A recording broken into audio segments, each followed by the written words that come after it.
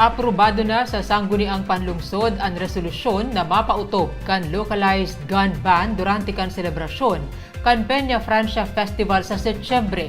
Madurar ang gun ban puun Setyembre 10 hasta Setyembre 21.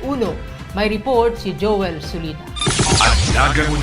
Labing sarong bulan antes ang Setyembre 2026, pinagsuunad asin dagos nang naaprubahan sa sangguniang panglungsod kang Syudad Dignaga kang nagtalikod sa ng aldaw na Martes ang sarong resolusyon para man sa pagpapasunod kang localized gun ban sa bilog na syudad.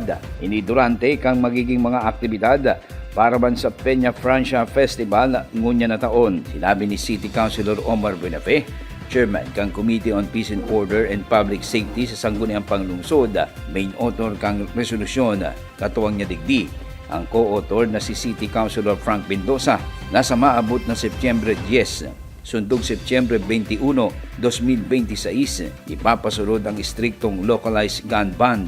Kasimbagan man ini kang gobyerno lokal asing kang sangguniang panglungsod sa naging request kang Naga City Police Office na unyang pa sana makapagpasarnaning sarong resolusyon para sa nasambit na katuyuhan para man makatabang sa pagmantiner kang seguridad sa loob kang Naga City sa mga aldaw kang mga kasibutan katapod kang selebrasyon kang Peña Francia Festival. PNP request man na magkaigwa ng resolution ng sanggunian for the suspension of the permit to carry firearms outside of residence and the implementation of the gun ban.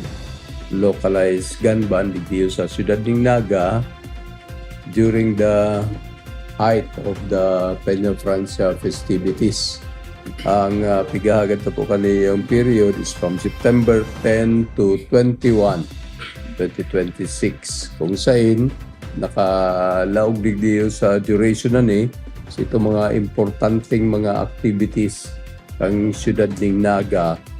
And ini po sarong security measure na makakatabang para sa pag-manage kang seguridad. Sa panahon na ni kung saan dinadagsa kita ng mga tao and gulping mga activities na ang iba nag-aarabot ng matanga o maagaw ng aga. Nilinaw man ni City Councilor Buenafe, kabali ang resolusyon kang sangguniang panglungsod na aprobado kang konseho para man sa kahagadan kang Naga City Police na magkaigwa ng gun ban na maagi sa regional office kang PNP sa Bicol na pinamamuyhan ni Police Regional Director Brigadier General Erosito Narito Miranda na aprubahan man kang Camp Crame.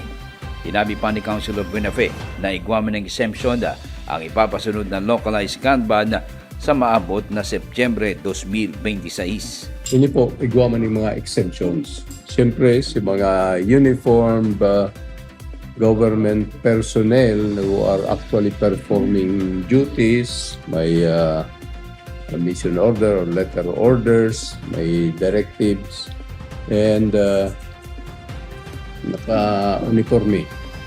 So ito man mga nagpe-perform ng mga security functions, mga security guards, mga licensed security guards na naka-post in uniform and limited man sila duman sa indang posting. May mga personnel man ng government, mga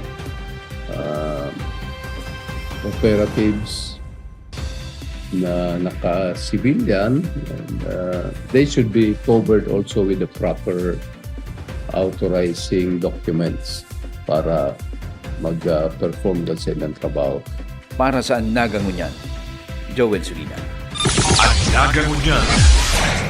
Ika ako, kita ang Naga. Ang tabayan ang iba pang impormasyong may kinaaraman sa Lambang Nagenyo. Ang Nagangunyan. Sa ngaran kan sa kuyang pag-iriba sa Public Information Office na pinamamayuhan ni Jason Nyola. Ako si Riza Mustar Santos. Diyos mabalos.